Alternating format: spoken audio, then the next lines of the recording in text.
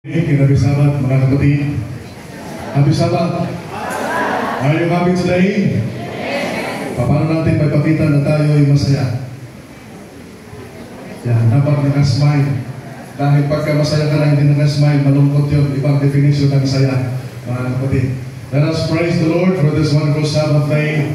Na tayo ay nagkakatipon sa lugar na ito from different places. No? May mga taga-Negros dito. May taga-Taguig, and I'm from South Luzon Conference, and we're not expecting na makarating dito, mga kapatid, dahil si Brother Dan ay mag-send sa ng invitation. Sabi ko this letter, sabi ko hindi ako sure doon, pero I'm so much willing na pumunta at maglingkod kung ito'y approve ng Ministerial Council. Dahil meron po yung tatlo na kasabayan, ang isa na reject from Cavite. And I'm so sad na hindi nakapaglingkod doon. Pero I was surprised. One day, nag-chat siya sa akin, Pastor, approve ang invitation namin.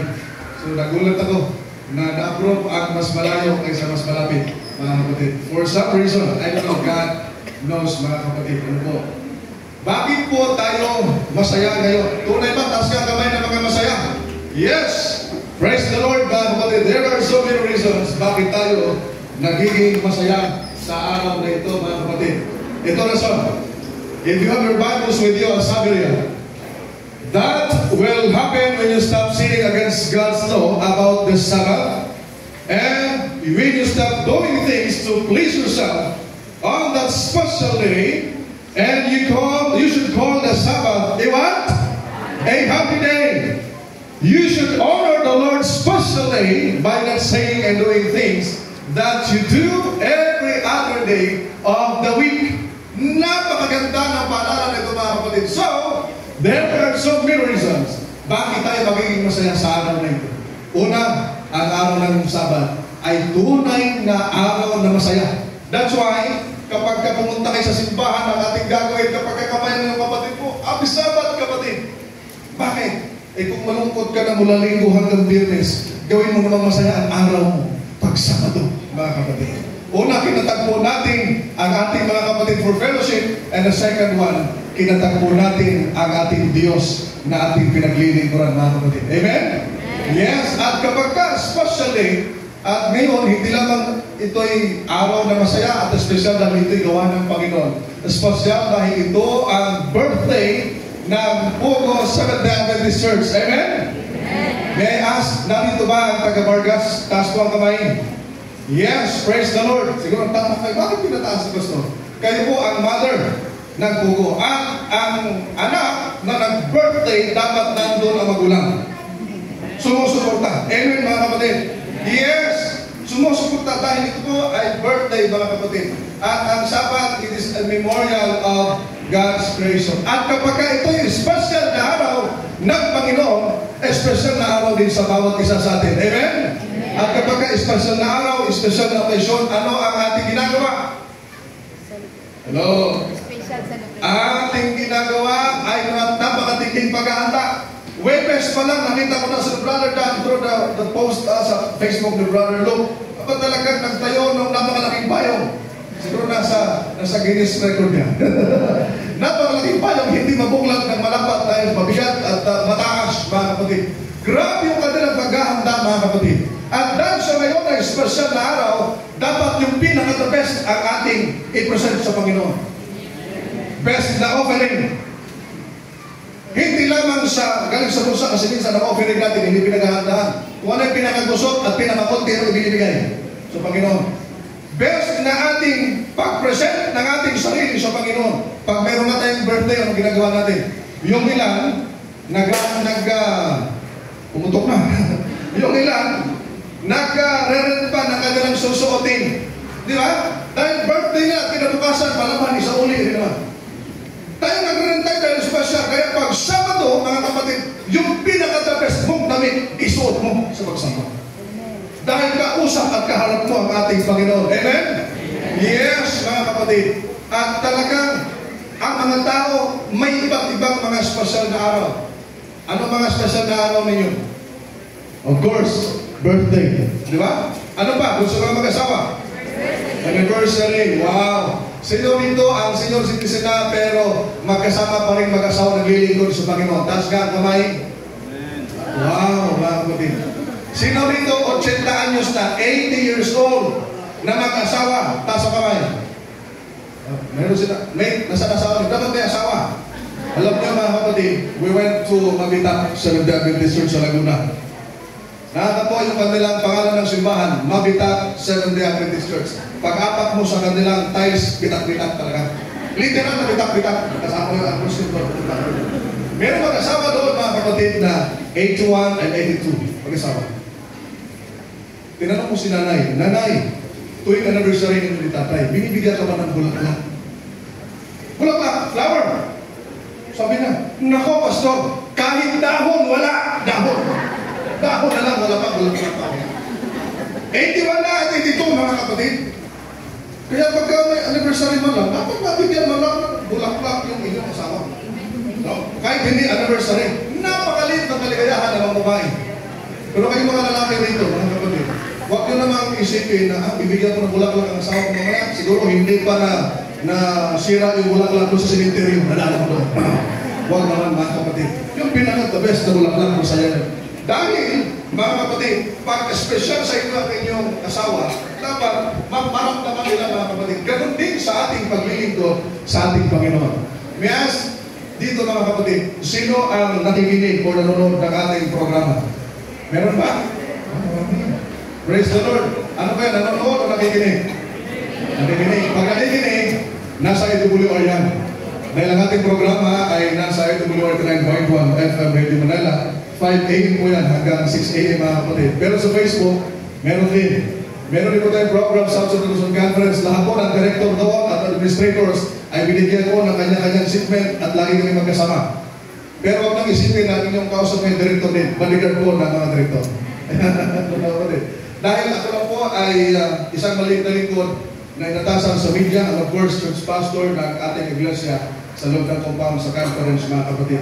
At ako'y masaya dahil nakarating sa inyong lugar ng kalayo, umikot pa kami doon sa mahabang traffic, umalis kami alas 12 ng tanghali, dumating kami alas 5 ng hapon. Ganun kahaba ang biyahe, sakit sa puwit. Pero masarap at masaya sa pakiramdam pag nakita natin ang ating mga kapatiran kasama natin na nagkakaisang naglilingkod sa Panginoon. Amen?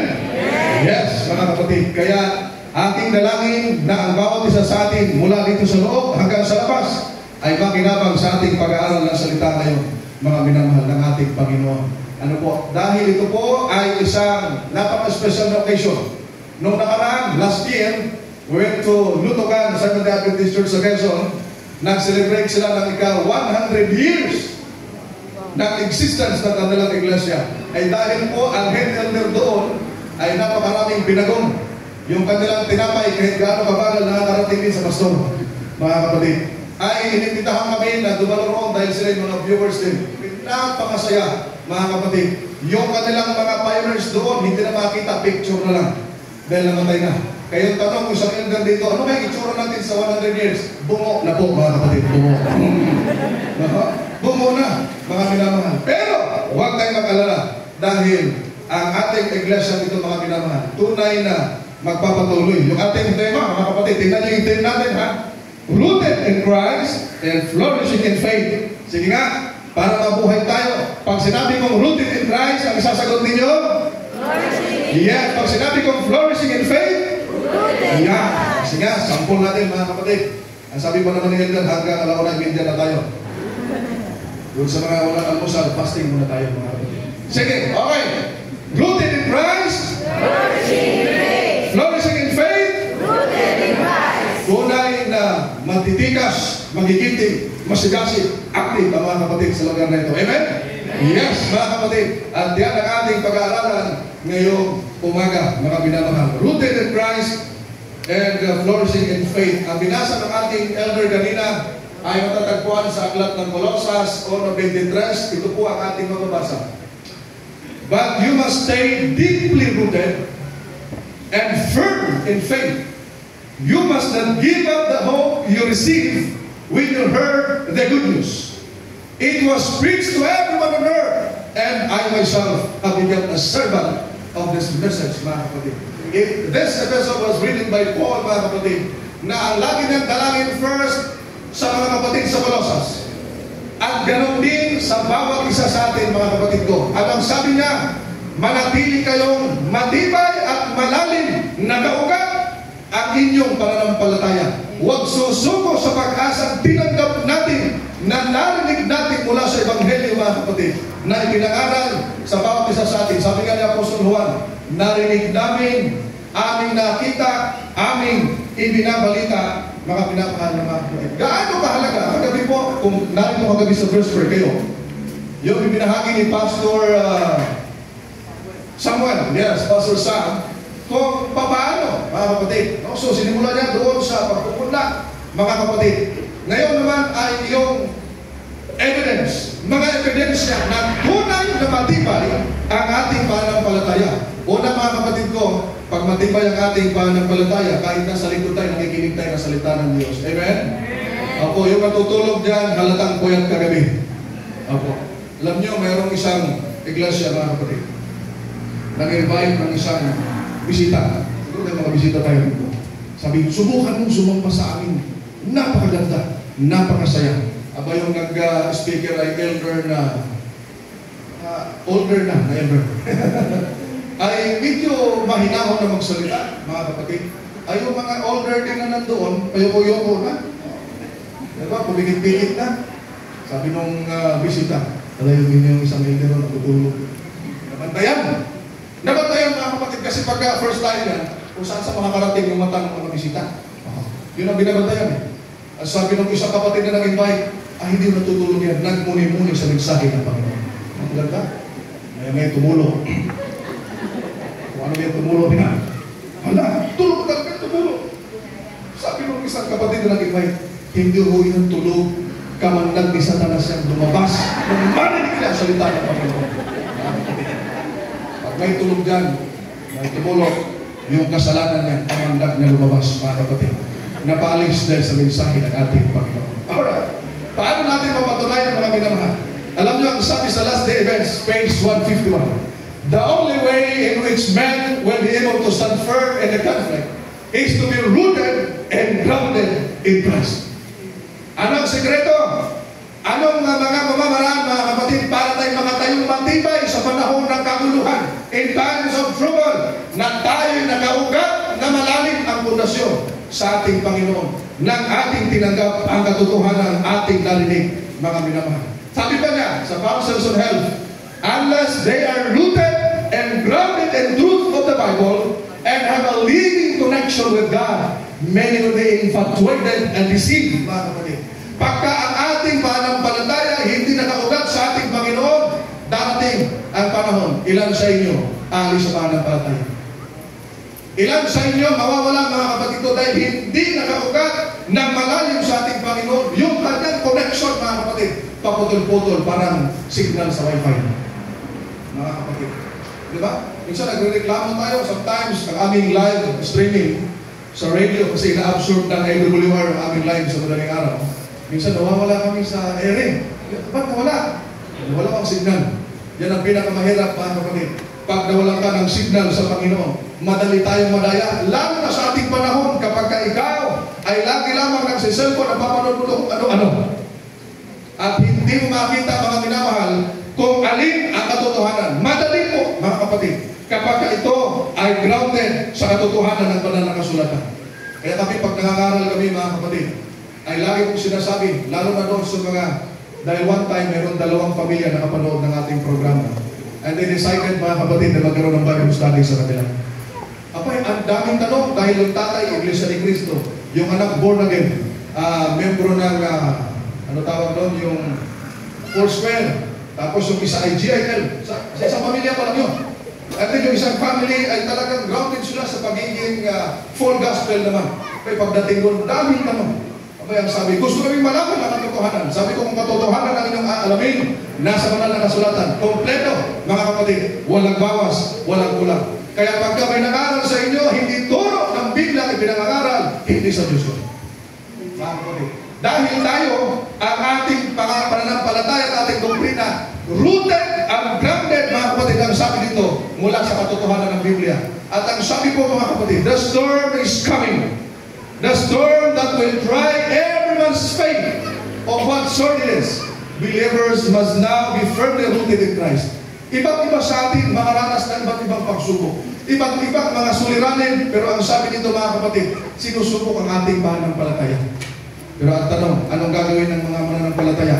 Dapat ikaw nakaugat sa ating Panginoon. Binanggit ni Pastor Sam kagabi, we are the branches.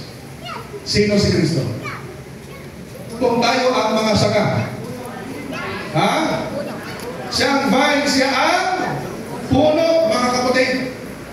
Huwag niyong ipamemorize verse yan sa bata na hindi makabanggit na S. Pinamemorize yan doon sa amin. Kay bata, memory verse.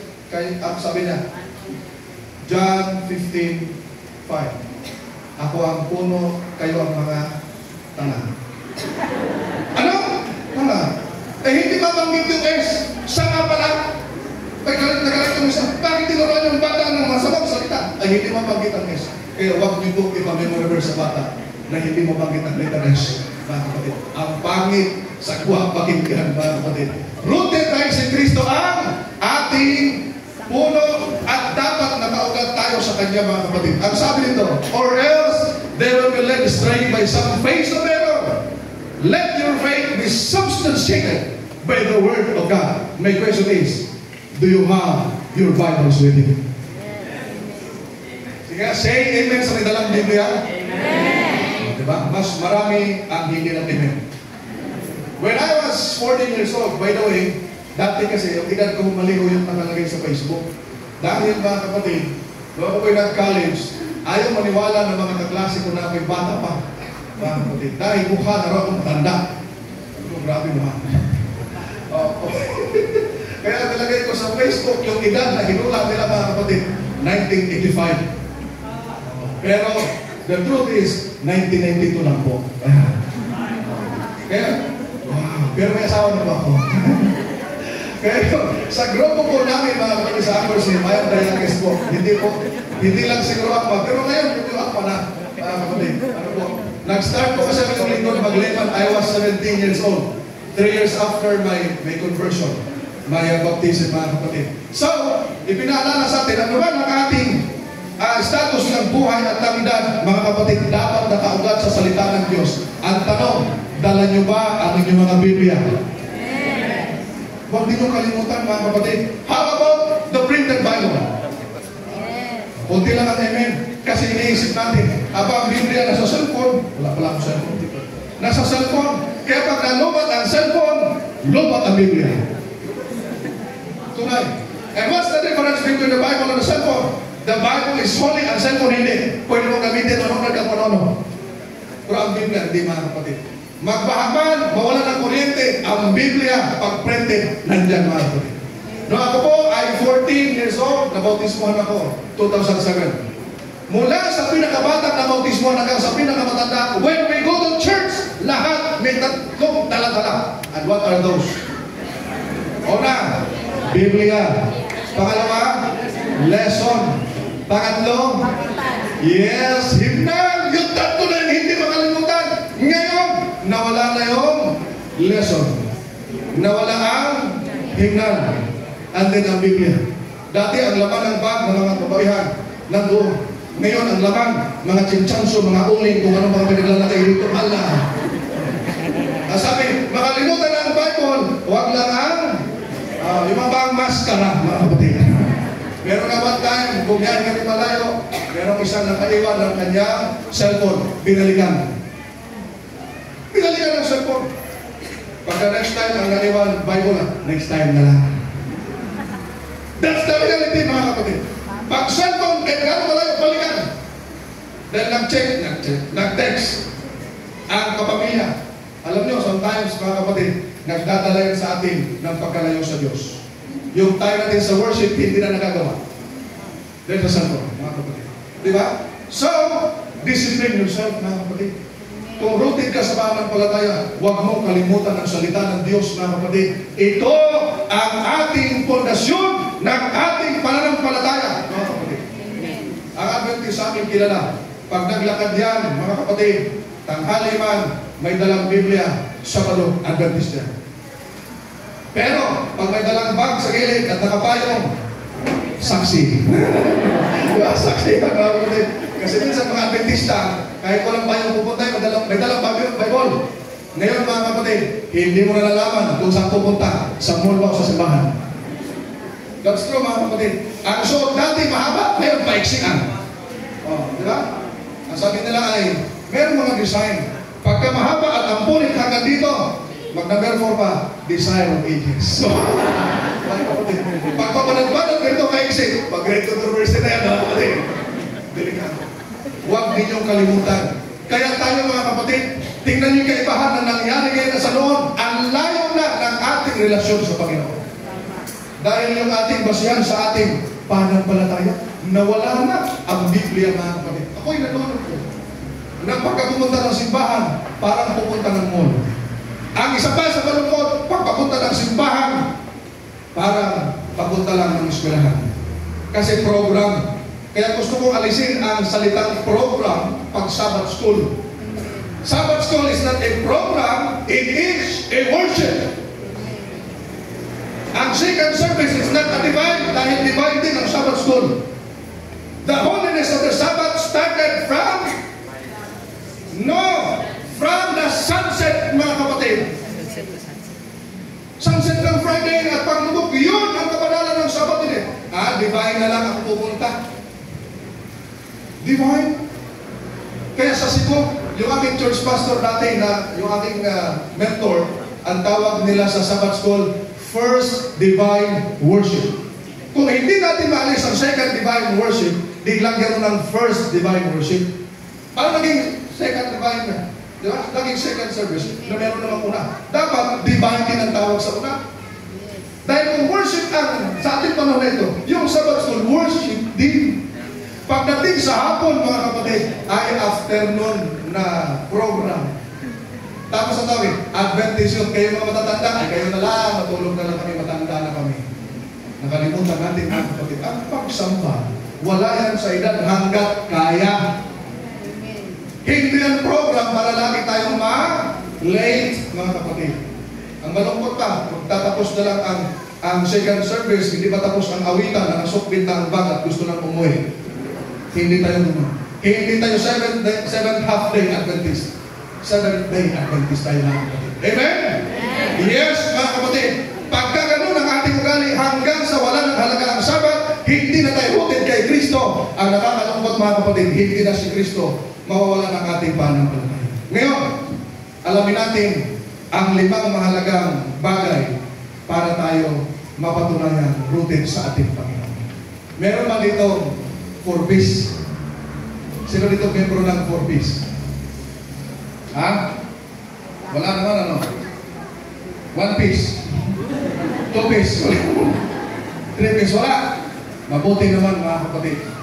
Okay? 4 piece. Wala rin. Yun yung ayuda. Diba? Pag ayuda, gusto ang pila ko na. Pagpagsamba, doon sa huli. Ganyan tayo isa. Eh, lagi tayong late. Adunok sa likod para masarap, matulog. Pag-ising natin, tapos na speaker. Ganyan tayo, mga kapatid.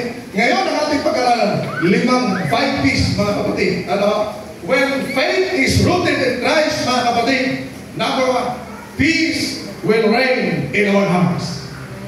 May kapayapaan sa puso natin kapag nakaugat ng malalim at matibay ang ating pananampalataya sa Panginoon. Sabi ni Kristo, mga kapatid, I have told you this thing so that you can have peace in me. Sabi niya, in this world you will have troubles. Be brave. I have defeated the world. Ang ganda ng sinabi ng ating Panginoon. Ano ang sabi niya? Ang mga salita ito ay sinabi ko sa inyo para sa akin magkaroon tayo ng kapayapaan. If you have some troubles in life, mga kapatid, mayroon ka mga pinagdadaanan sa buhay, tatanong mo sa sarili mo, paano ko magkaroon ng kapayapaan? Isa lang, mga kapatid, lumapit ka sa ating Panginoon. Amen. Come to Christ, mga kapatid, as you are. Huwag mo isipin, siguro makasalanan ako. Come to Christ. Hindi mo mababago ang sarili mo. Tanging si Kristo, mga kapatid. Hindi ka rin makasumpong na kapayapaan sa mundo. Tanging kay Kristo ang sabi niya. Sa mundong ito, marami kayong mga kaguluhan, marami kayong mga kaguluhan, pero ang sabi niya, sa akin mayroon kayong kapayapaan. Laksan ninyo ang inyong loob, dinaig ko na ang sanlibutan. Ano gusto sabihin ng Panginoon? Dalawang bagay mga kapatid dito. Una, ang kapayapaan kay Kristo lamang masusubukan. Pangalawa mga kapatid, ipinakita ng Panginoon kung napagtagumpayan niya ang mabigat na pasanin ng kanyang naranasan. Gusto niya na ang kanyang mga anak, yung kanyang mananampalataya, magtagumpay rin mga kapatid. Amen? Yes! There is victory sa ating Panginoon mga kapatid. Ang sabi nga dito, the peace that Christ gave to His disciples and for which we pray is the peace that is born of truth mga kapatid. Kaya pag alam mo nasa katotohanan ka, hindi ka mababayaan ng Panginoon. Magtataka yung mga nasa labas, bakit itong tao ito kahit binabagit ang problema, parang payapa pa rin ang buhay niya. Magtatanong sila, bakit masaya ka? Because I have Jesus in my life. Meron gusto mga kapatid. Kaya nga, ang tanong sa ating paglalakad sa lugar na ito o saan kayong simbahan nakamiyembro, nakikita pa si Kristo sa atin. Mga kapatid. Baka mas mabilis pa tayong manamba kaysa kapitbahay natin hindi mananampalataya. At yung pang magpapayo sa'yo, Brad, may Kristo, Brad. Oh, may Kristo nga, ano? Dapat ako pala magpapaalala sa kanya. Ako ba ang napapaalalanan? Baligtad. Mga kapatid, kung ang ating pananampalatay nakaugat sa Panginoon, kahit maraming problema, kahit binabagyo tayo ng pagsubok, may kapayapaan maghahari sa ating puso. Dahil si Kristo ay nasa ating mga minamahal. Amen? Kaya nga, sabi nito mga kapatid, peace in Christ is of more value than all the treasures of the earth. Pag marami kang pera, marami kang bagay-bagay sa iyong bahay. Kung hindi ka mag-absent sa pagsamba, late ka. Hindi ka masyadong makaisip ng maayos. Makikinig sa mensahe ng pastor. Bakit? Ang isip ko na sa bahay. Naku, baka may magnanakaw doon. Di ba? Sabi nga ng aking pastor namin, nung nasa Bicol ako nagkaroon, merong isang kapatid, bago sa pananampalataya. Kapatid, ba't hindi ka nakasimba? Pastor, yung aking mga kayamanan sa bahay, makamagana. May dalhin mo. Merong isang kapatid na farmer. He's longing to have a kalabaw. Dahil gusto niyang mag-araro. Sabi niya, Pastor, ipag-pray mo naman ako na magkaroon ng kalabaw. Nagkaroon ng kalabaw. Pinagkalooban ng Panginoon. Pwede magkaroon ng kalabaw, hindi na sumimba. Hindi na sumimba. Tinalaw ng pastor, kapatid, ba't hindi ka sumimba ng Sabado? Pastor, ng kalabaw ko, baka manakaw. Ayaw sumimba dahil ang kalabaw, baka manakaw. Kapatid, dalhin mo sa simbahan. Huwag mo namang ipasok sa labas lang. Bigla na mga kapatid, dahil marami tayong mga dahilan na nag-aalangan tayo paglingkod sa Panginoon. Wala tayong kapayapaan pag nasa loob ng simbahan at isipan kung saan. When we talk about worship, our mind and focus should be in God. Sa Diyos dapat, at ang sabi rito, ang kapayapaan kay Kristo ay higit pa sa kayamanan dito sa mundo, mga kapatid. Dahil pag lagi kang stress sa buhay, madali kang mamatay. Ang asawa mo, hayahay, mag-asawa na naman ng iba, may bahay. Diba? Kaya huwag kayo mga kapatid magkaroon ng kagulumihan at pakaminamahal. Sabi rito, ang kapayapaan maghari sa ating puso, mga kapatid ko. Number 2, positive thoughts will feed our minds, mga kapatid. Alam niyo, sabi rito, and we know that all things work together for good to those who love God, to those who are the called according to His purpose. Minsan magtatanong tayo sa ating Panginoon, sa ating mga elders, Elder, bakit nangyari sa akin ito? Di ba? Bakit nangyari ito kung hindi ako nag-adventista? Saka pa ako nagkaroon ng problema. Yun ang tanong ng isang kapatid. Pastor, kung kailan ako naglingkod sa Panginoon, ang daming problema. Pero kung ikay na kay Kristo, routine naman ang palataya mo, ang iyong lagi na sa isipan, positive, siguro nangyari ito, may purpose ang Panginoon. Nangyari ito dahil may mas magandang plano ang Panginoon. Kung ikaw ngayon, mga kapatid, may mga kabataan tayo, may ilan sa inyo hindi pa nakapasa sa exam. Iniisip natin, Lord, matalino naman ako. I like the principle of brother-in-law.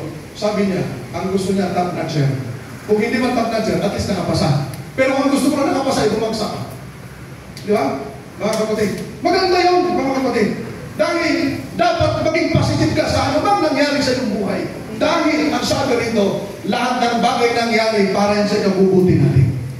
So, laging positive, magtataka sila. bakit itong kapatid na ito, may nangyari na, pero parang wala akong narinig na kinustod ang Panginoon. Sa amin, nung ako po ay high school, 1 year ko lang na Adventist. Merong isang breadwinner sa kanilang family. Kamag-anak namin, namatay. Alam niyo kinamatay niya? Tinamaan ang kidlat. Doon pa namatay sa farm namin. Inanam siya for 3 days, hindi siya makita. Kung hindi nagbihin yung kanyang kabayo doon sa ilalim ng mangga, hindi nakita nandun pala siya. Yung kanyang laman, yung kanyang buto, malambot na lahat. Ganun pala kung tinamaan ng kidlat. Yung kanyang itak sa gilid ay tunaw. At yung aking tinanim na ako elementary pa na sa akin na magkaabahaba hanggang doon sa mangga, patay lahat. At iba naman yung aking sa akin itinira pa ng kidlat. At yun na parang yung mangga ay nahati, mga kapatid. Alam nyo, narinig ko yung isang lola, yung nanay ng namatay. Panginoon, bakit yung anak ko pa? Ang daming masasamang tao doon, bakit yung anak ko pa? Ganyan tayo minsan. Nagtatanong sa ating Panginoon. Mga minamahal, pag-rooted ang ating pananampalataya, meron pa rin plano ang Diyos. Positive pa rin, mga kapatid. Kasi pag mag-negative ka sa buhay mo, mawawala ka sa pananampalataya. Maghihina ka. There was a woman from Longban, Quezon.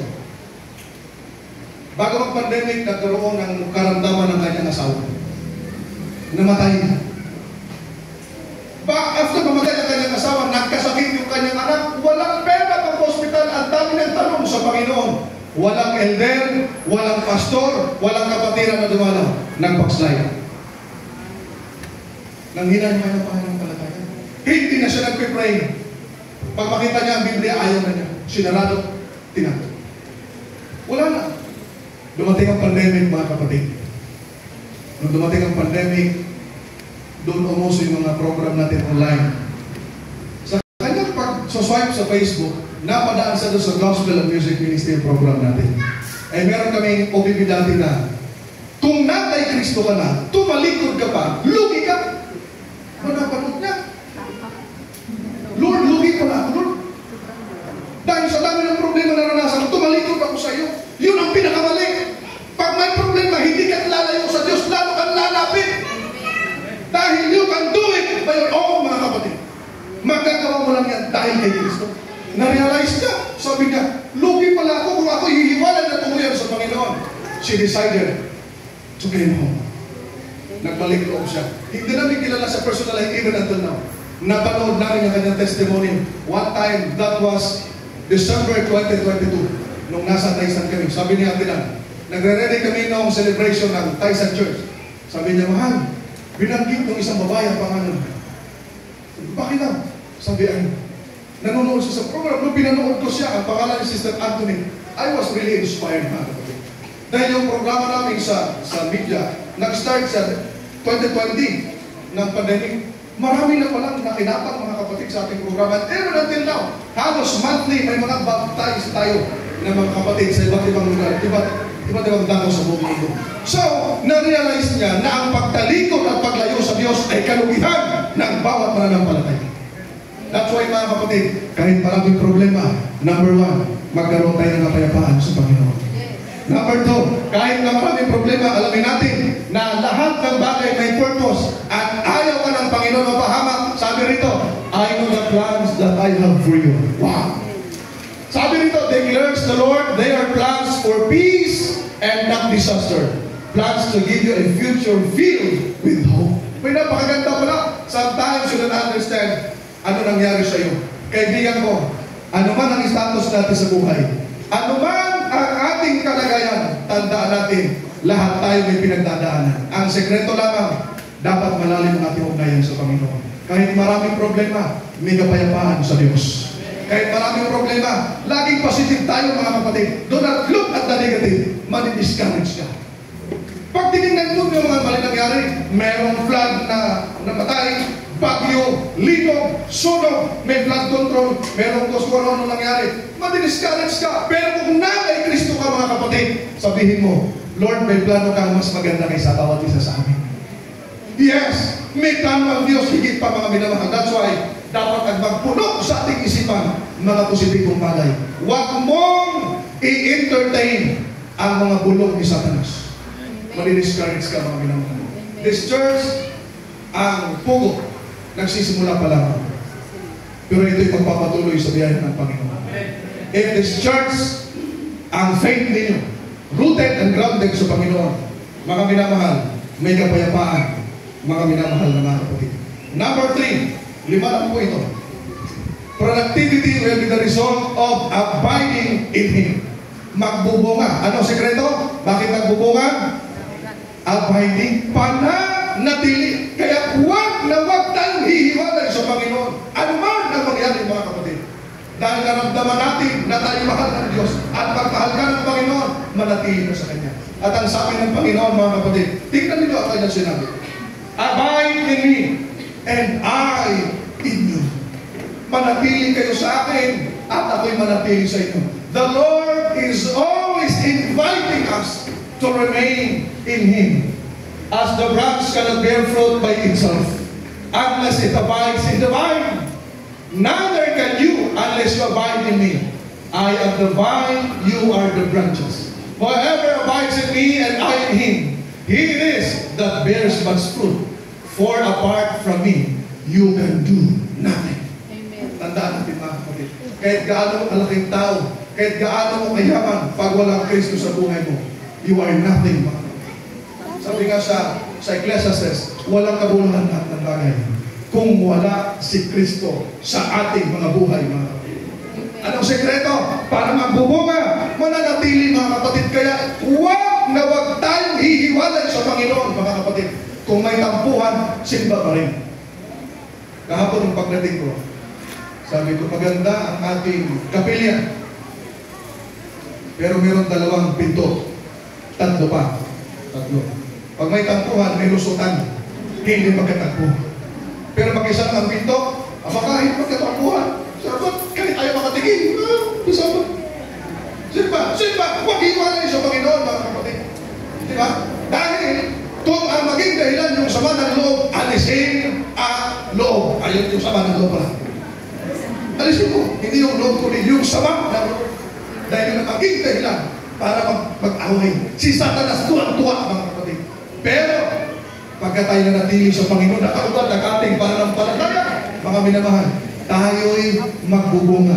Ano, pastor, ang mga gagawin natin? Eto, mga minamahal, tingnan ninyo. Pagka nakaabay tayo sa ating Panginoon, may napakagandang paalala dito sa atin. Sabi niya, ayaw mabante. Kapag nakaabay tayo sa Kanya, sa anong paraan, pastor? First, in His Word. Kaya sabi ko sa inyo, mga minamahal, when you go to church, do not forget to bring your Bibles with you. That's the Word of the Lord na kailangan natin to feed our spiritual life, mga kapatid. Dahil ang tao hindi nakakunig sa Panginoon, they are hopeless.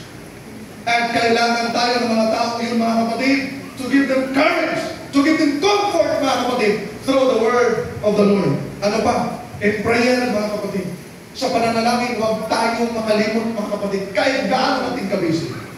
At kapag kayo ay kapatid, ikaw mag-pray sa anumang okasyon, huwag kayong tumanggi. It is a privilege to talk to your God. Huwag kayong magiging paniki. Alam niyo yung paniki? Ano ang English ng paniki? Kapatid, ikaw mag-pray, ba't ako? Ba't agad? Hindi ka paniki, kapatid. Anak ka ng Diyos. Pag sinabi, kapatid, will you pray for me? Yes. It is an opportunity na may mag-pray ng kapatid. Isama mo sa harapan at presensya ng ating Panginoon. Wow! Dapat ang Adventist maging prayerful. And prayer is a lifestyle of the one, mga kapatid, whose faith is rooted and grounded in Christ, mga kapatid. Words, yung kanyang salita, sa pananalangin, sa kanyang pag-ibig. Alam niyo, sabi ng Panginoon, John 13:34 and 35, ang sabi niya, a new commandment I give to you, that you love one another. Huwag niyong baliktarin niya. Ang sabi ng Panginoon, you love one another. Hindi niya sinabing, love another one. Pag sinabing love another one, kapit po yung mga kapatid. Wala yung sa atin. Okay? One another, magmahalan kayo sa isa't isa. Anong klase pag-ibig, Panginoon? Tulad ng pag-ibig ko sa inyo. unconditional love. Amen. Yung pag-ibig ng Diyos na naramdaman natin, ipadama natin sa kapwa.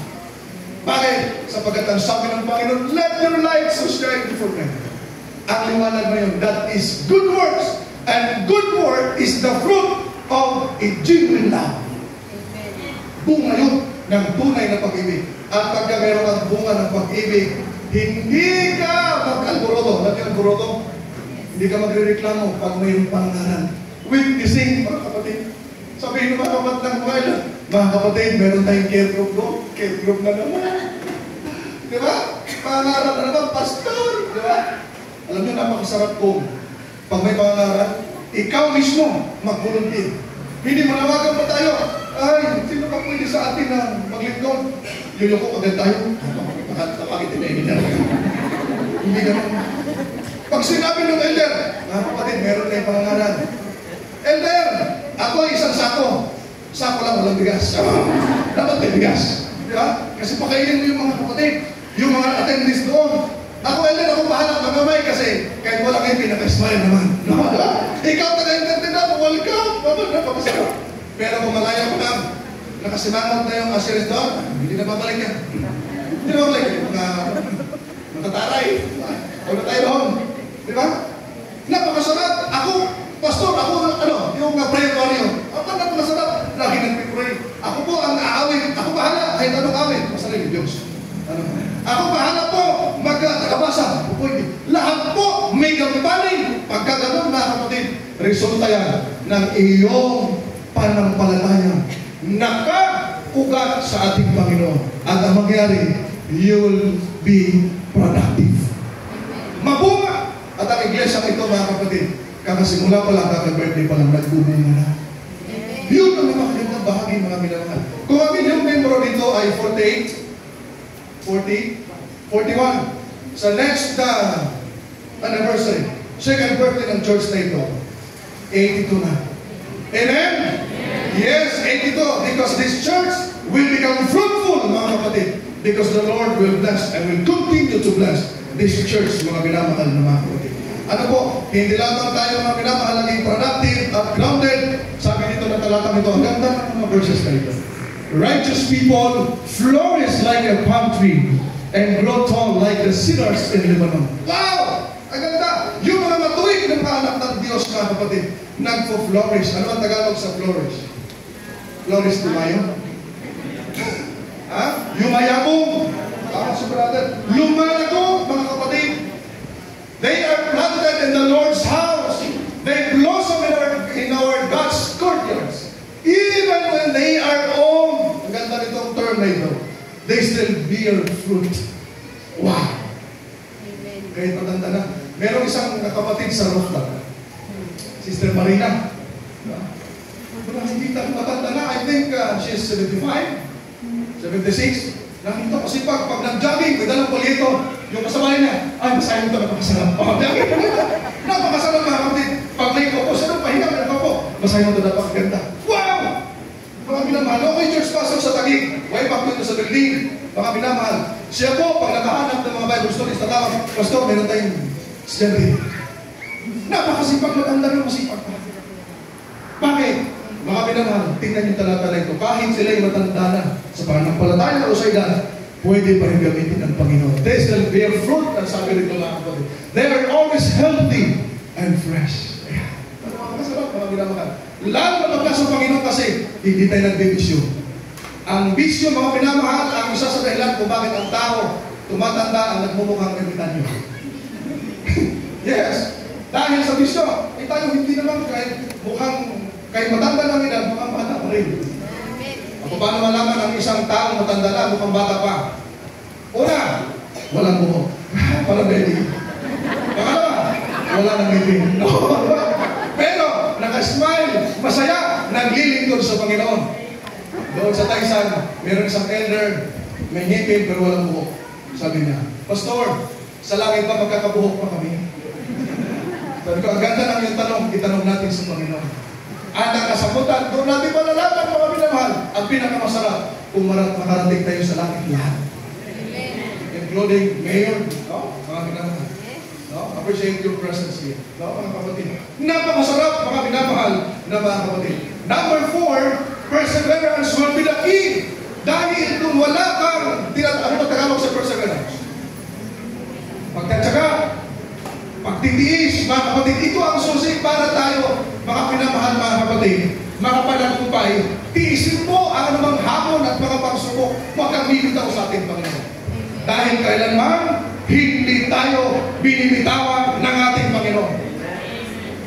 Sa Israel 7 na 1, ang sino mang lumalapit sa Kanya, kailanman hindi niya itatakwil. Ganyan tayo kapahal ng Panginoon. Kahit makasalanan tayo mga minamahal. Tingnan niyo ang sabi ng talata. Therefore, since we are surrounded by so great a cloud of witnesses, let us also lay aside every weight and sin which clings so closely, and let us run with endurance. Tumakbo tayo may pagtitiis, mga kapatid. At ang sabi rito, the race that set before us. Habang tayo tumatakbo sa ating takbuhin dito sa mundo, saan nakasentro ang ating mga mata? Hello? Saan nakasentro? Sa ating Panginoon, mga kapatid. Ang sabi ko, looking unto Jesus, mga kapatid. Huwag kang tumingin sa pastor. Huwag kang tumingin sa elder. Dahil pag nagkamalit, elder ka pa naman. See? Bakit? Anong tingin mo sa elder? Panginoon. Lahat tayo may kahingaan. Pero pagka united tayo, there is strength, mga kapatid.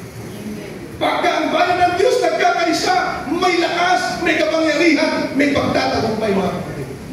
But if you are divided, we will become defeated, mga kapatid. Tanong lang tayo. Pero ang sabi nito, tumakbo tayo kahit maraming mga tinatawag nating pagsubok, mga problema na naharang.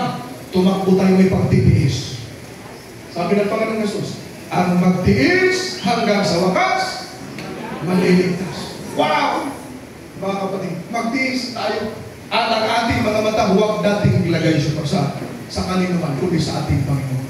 There was a man, sabi niya, Pastor, ayaw ko na magsimba. Ang daming mga katitisuran sa loob ng simbahan. Wow! He decided na mag-backslide, mga kapatid. Sabi ng isang pastor, sige po, bago ka umalis na tuloy sa simbahan, may I request one thing. Isang bagay. Ano yung pastor? Kumuha ka ng isang baso, punuin mo ng tubig. Ayaw mo makadali. Kumuha. Pastor, punong-puno na. Pagkatapos na umikot ka na at least 3 times sa church, na walang papatak kahit isa. Sige, pastor, napakadali. Ginawa niya, nilagyan ng tubig, umikot sa loob ng kapilya 3 beses. Bumalik sa pastor. Pastor, napakadali ang ginawa mo. O, anong ginawa mo? Inikot ko. May nahulog na tubig, wala, pastor. Anong ginawa mo? Bakit wala nahulog? Dahil hiningatan ko po, at dito pa ako nakapokus para wala nahulog. Sabi niya, tama ang iyong ginawang strategy, kapatid. Sa ating paglilingkod sa Panginoon, huwag kang tumingin sa palibot. Tumingin ka lang sa Panginoon. Why? Sabi dito, looking to Jesus, the founder and perfecter of our faith, who for the joy that was set before him endured the cross, despising the shame, and is seated at the right hand of the throne of God.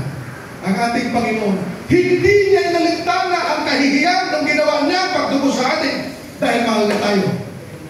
Kaya mga kapatid, kung gaano ang sakripisyo ni Kristo ginawa sa atin, huwag natin kalimutan, sundan ang yapak ng Panginoon. At para huwag tayo mawala sa Kanya, anong sekreto? Perseverance, mga kapatid. Pagtitiis na may pagtingin sa ating Panginoon. Sapagkat ang sabi rito, mga minamahal, we must persevere in faith, holding fast the beginning or confidence, steadfast to the end, mga kapatid. Mahalaga pala yun, na tayo ay maging matibay, maging matyaga, at pangahawakan natin, mga minamahal, ng may katatagan ang pag-asa na sa atin. And the last one, mga kapatid, promises will be what we hold on to. Wow! Alam nyo, sa tao, meron silang kasabihan. Promises are made to be broken. Meron manliligaw, sasabihin niya, ikaw lang at ikaw lang ang aking mamahalin. Pagdating sa ibang barangay, ikaw lang at ikaw lang ang aking mamahalin. Ang dami pa mga kapatid.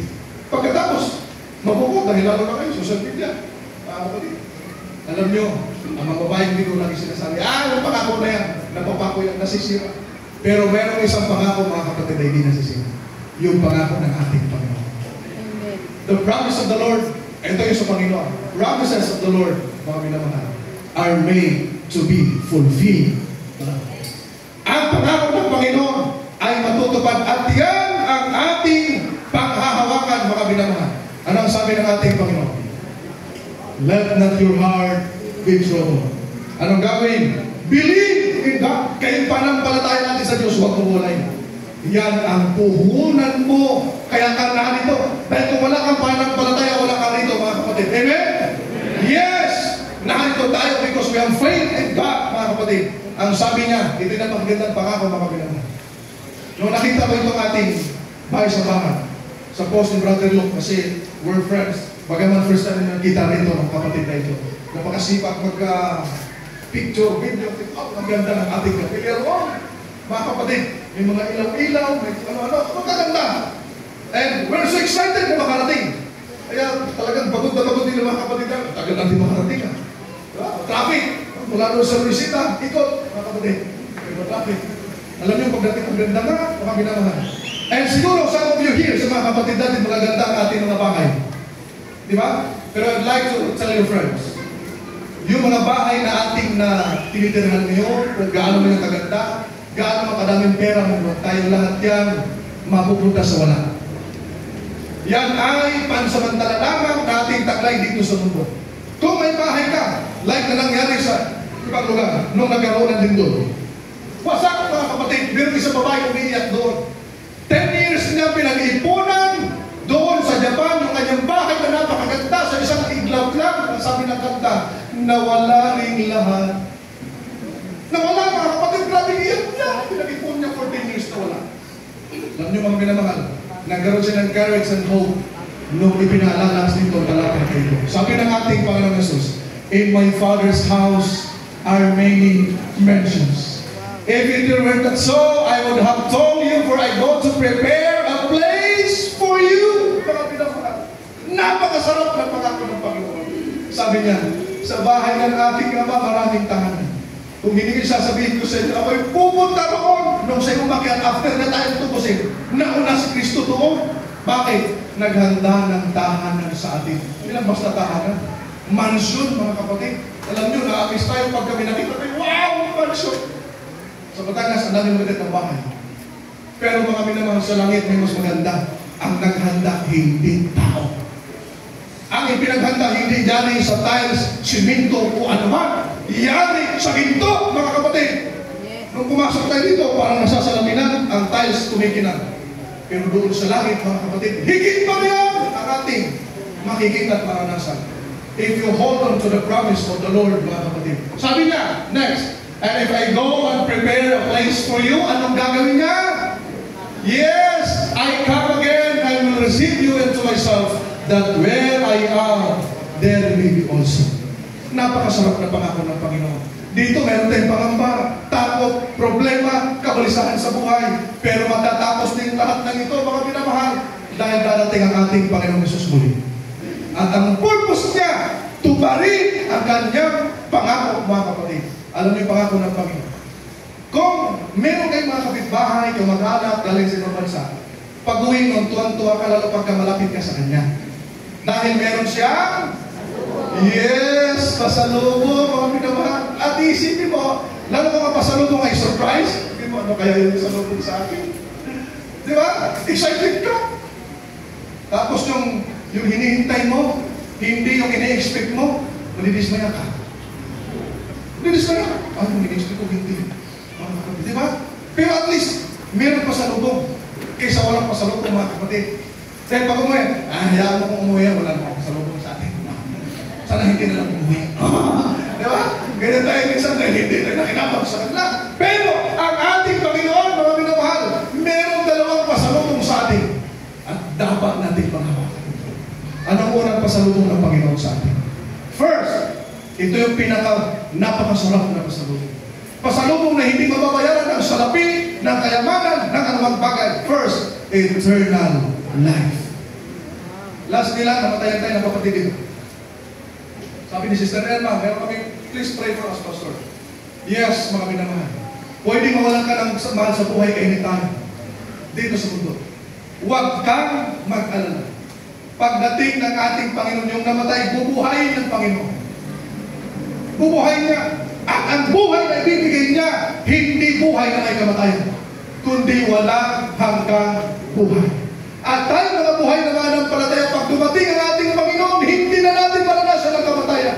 Ang ibibigay ng Panginoon, buhay na walang hanggan. Wow! Wala nang kamatayan, mga pinamahal. Ano yung ikalawang, pastor? Ano yung number 1? Eternal life. Number 2, mga pinamahal. Kung may buhay na walang hanggan, meron din isa na pagdadagdagan. Siguro ko sa inyo sakitin, taas kamay. Sakitin, kung may sakit. Wala, praise the Lord. Wala ba rito may arthritis? Pastor, sabi ng isang elder doon Pastor, may sakit ako kahapon, nakiga lang ako. Pinapawisan ako, Pastor, sa sobrang sama ng pinagdaan. Nung alam ko, Pastor, ikaw speaker, gumaling ka. Pumunta. Saan na si tatay? I pray to God. Ang sabi niya, Lord, help me. Gusto ko makarating sa makadalo sa anniversary ng Pogo, mga minamahal. Sabi na Etenan, nung nagpaulan ng Panginoon ng Pogo, bumagsak dito. Pogo kasi. Kung meron ditong sakitin, may problema, meron kasakitan sa katawan, yung ilan may kagalingan, yung iba wala, do not worry, mga minamahal. Pansamantala naman niya. Ang Panginoon pagdating niya, babaguhin yung ating katawan. 1 Corinthians chapter 15, verses 51 hanggang 53. Ang sabi ng Panginoon, in the twinkling of an eye, lahat ng mga katawang makalupa na nasisira, nabubulok, namamatay, nagkakasakit. Papalitan ng katawang walang kamatayan. Papalitan ng katawang hindi nagkakasakit. Papalitan ng katawang hindi na problema sa karamdaman dahil ang Panginoon hindi naman ang nagpapagaling. Pastor, ang tanong, anong klaseng kamatayan? Pilipos, Kapitulo 3, versikulo 21. Tulad ng katawan ng ating Panginoon sa Kristo, katawang makalangit. Wow! Napakagandang regalo na dala ng ating Panginoon. Dahil meron napakagandang regalo, mga minamahal, anong gagawin natin? Mga kapatid ko, ang sabi rito, Jes 23, mga minamahal. We must hold on to the hope we have. Never hesitating to tell people about it. We can trust God to do what He promised. Yung pangako ng Panginoon, may katuparan yun, walang tuta.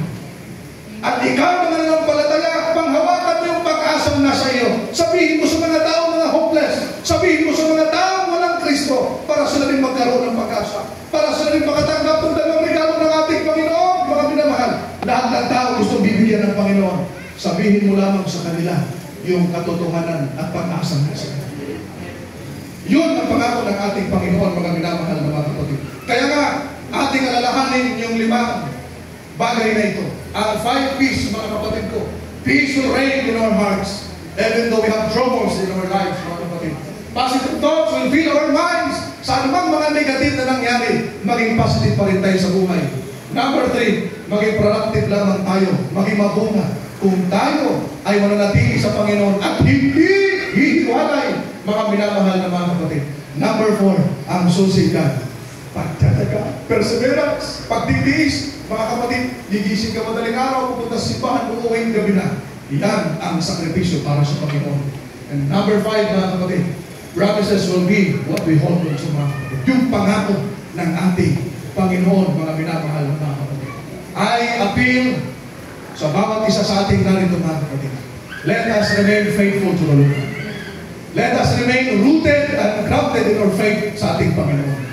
And let us remain united, mga kapatid. Dahil sa pagkakaisa na ito, magtatagumpay tayo, mga minamahal na mga kapatid. For the last slide, I would like to share with you, mga kapatid. Sabi rito, I am instructed to say to Seventh-day Adventists the world over, God has called us as a people to be peculiar, treasure unto Himself. He has appointed that His church on earth shall stand perfectly united, mga kapatid, in the spirit and counsel of the Lord of hosts to the end of time. Napakasal. Mga pinamahal, kahit maraming problema, maraming suliranin, maraming pagsubok nating naranasan, manatili tayong nagkakaisa sa bayan ng palataya. Yan ang gusto ng Panginoon. Because He will save this church when He comes. Again, mga pinamahal. My prayer this morning, mga kapatid ko, manatili kayo matatag sa bayan ng palataya. Lagi nakaugat sa ating Panginoon. Huwag tayong bumiwalay sa ating Panginoon. Kailanman, huwag tayong hiwalay. Kung babagay ka ng pagsubok, yapusin mo ang pangako ng ating Panginoon.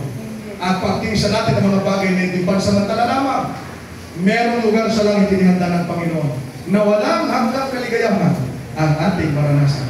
Ano man ang ating karanasan ngayon, saan man tayo nakalagay, saan man tayo membro, alalahanin natin ang mga salitang ito. God is with us. God bless you and happy Sabbath.